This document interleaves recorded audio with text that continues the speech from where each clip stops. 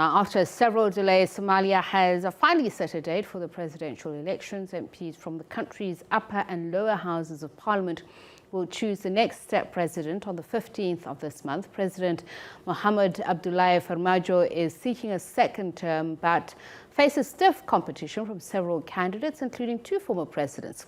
The election was postponed by more than a year because of a power struggle between Farmajo and the Prime Minister Mohamed Hussein Roble. The timing of the vote ensures Somalia does not miss out on a $400 million financial package from the IMF. Now, it is set to expire unless a new administration is in place by May 17.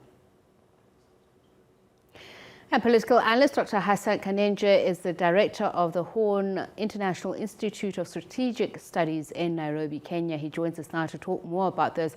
A very good evening to you, and thank you so much for speaking to us, Dr. Khannenje. Obviously, a significant announcement that Somalia's parliament has made on the date of the presidential election. But as I mentioned there, that it was in danger of losing that huge grant loan from the IMF. The question then becomes, was it an unwitting decision, as in all the issues that were considered contentious, were they adequately dealt with? I think there are still a lot of issues, yet to be addressed. But I think the prospect of losing enormous financial help, especially from the IMF as well as other, donors and Somali partners, has pushed the parties into an agreement to actually set a date and make it certain that Somalia is going to have a president in the next 2 weeks. And so a combination of both domestic, economic, as well as international pressure in terms of factors have, I think, come together to ensure that the leading parties and players in Somalia come to some kind of an arrangement where they can see through this transition process. I mean, we'll take a look at the presidential election in just a moment, but as we mentioned, the appointment of the parliamentarians, that took a long time. It was delayed because of contestations and even questions around the voting model. Let's look at who voted for these 270 legislators. As in, was it an evil spread in terms of the clans or the so-called warlords that are themselves at the forefront of the political contestations? The civil society organizations, did they have enough time and access to be able to ensure that those people that they want to put in power are there? The Somali process or system of elections is rather different from what is practiced in most democratic societies, including in African countries. And so the current system, which was, of course, adopted after the universal suffrage idea was shut down, involves elders who determine the number of delegates who are going to elect MPs. So about 14,000 delegates who elect in turn about 275 members of parliament and then 54 senators.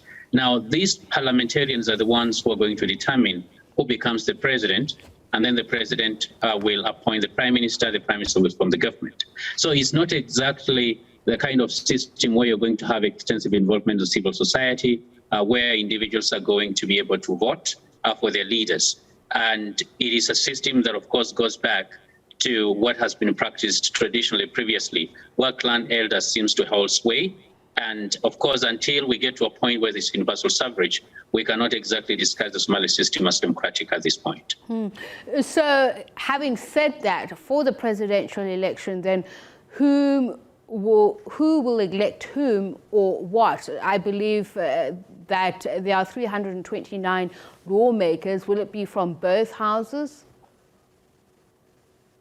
Yes, and whoever is going to get 50+1, which is about, I think, 165 votes, of course, is going to carry the day. Now, as a tradition and a practice in Somalia, it's unlikely that the candidate who's going to match the president is going to be able to get this in the first round. So a chance is good. What we expect is after the first round, the leading candidates, at least the two leading candidates, are likely to form coalitions to be able to mobilize their votes and bring them together to bear in order to win the presidency. But right now, the way things stand, of course, there are a number of front runners, but there is no clear favorite to win this coming election in about 10 days.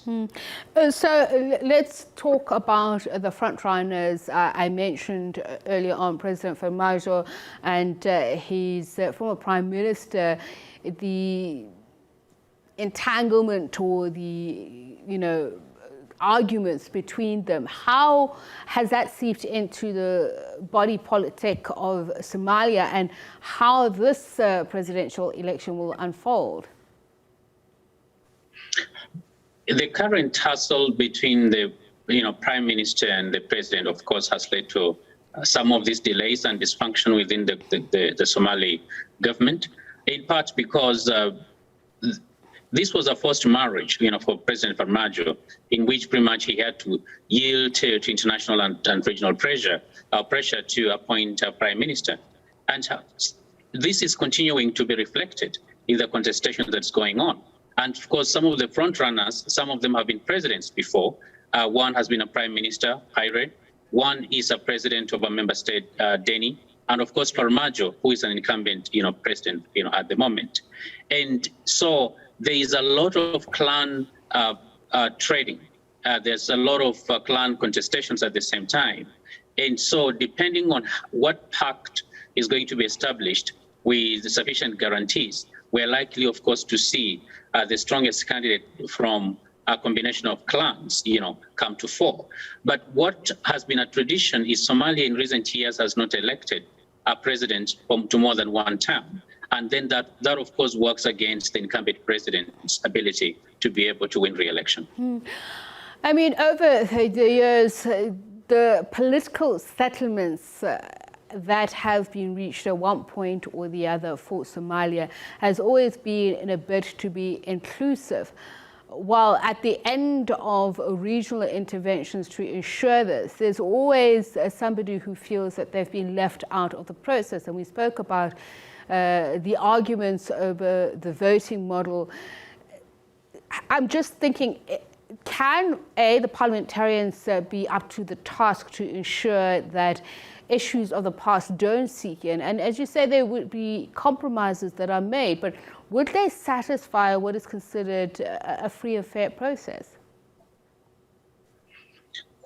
It's unlikely. Remember, politicians pursue political interests, mostly which are personal, and none exemplifies this better than actually Somali politicians. A lot of time, they rarely vote for national good. There could be a few who may be nationalist in orientation, but generally a great majority respond to their own, personal interests, personal desires. And so what we're likely to see is not exactly an attempt to avoid the past, but I think an attempt to be able to reestablish some kind of stability that is going to ensure that Somali gets back in the international community's favor, and that it can stay on the trajectory, on the positive trajectory, so it can continue receiving funding as well as financial help. Because in the absence of this international support, the government lacks the capacity both to maintain the law and order within the country, to run the economy, not to be able to actually function as a viable government within the international system.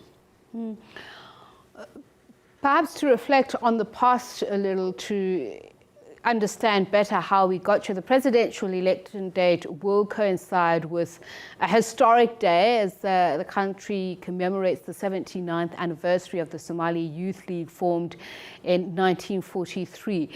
Let's look at the significance of this day, the background to it, and how it sets Somalia on the current course that it's on.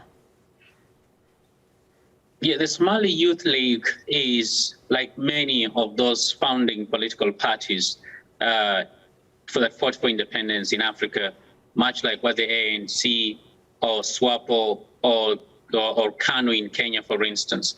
Those were founding parties of these republics. And it was able, of course, it has roots in the 1940s fighting against colonialism, but at the same time, it was one party that inspired a sense of hope and a sense of nationalism it created the concept of Greater Somalia and played an instrumental role in the initial governance structures and parliament of Somalia. But of course, with the subsequent coups and dictatorships, the dream that I think it had inspired of Greater Somalia, which of course included an aspiration to unite Somalis, including those who are in the Ogaden in Ethiopia, as well as the Northern Frontier District in Kenya, dissipated. And it's unlikely that we're going to go back to that. And so while this one is more sentimental and is romanticized within the Somali national politics, it's only coincidental it's happening at the time when you're having an election, and perhaps it can bring back some level of euphoria. But in terms of its significance itself, in relation to helping Somalis perhaps reach an agreement, perhaps it may not be that much. However, it is notable that is being discussed, that is being noted, and if the leading lights perhaps use that as a way to mobilize and the sense of nationalism, a sense of patriotism, it's just likely that perhaps the leading lights in Ethiopia, in Somalia are going to reach an arrangement that is going to see a peaceful transition and a new president in the next 2 weeks in Somalia. All right. So in a word, what would that president need to do, or the values he'd need to espouse, should I say in a sentence rather, to conquer that struggle for a united and independent Somalia? I think the first agenda for the new president of Somalia will be to seek to unite Somalis. One is to seek to build better relations between the federal government with the member states. Right now has been fractured. Two, to seek both regional African Union as well as international communities' help in building a strong security sector. Is extremely fractured and factionalized, as evidenced by last year's skirmishes, following an attempt to extend the presidential term limits by President Farmajo. Thirdly, he has to embark on economic revival. Right now, the Somali economy does not have the capacity to feed its own people, nor to run its own government. And so being able to revive institutions, as well as reaching out to the international community to bring in more investment in Somalia, I think is going to be critical for a peaceful and prosperous country within the Horn of Africa region.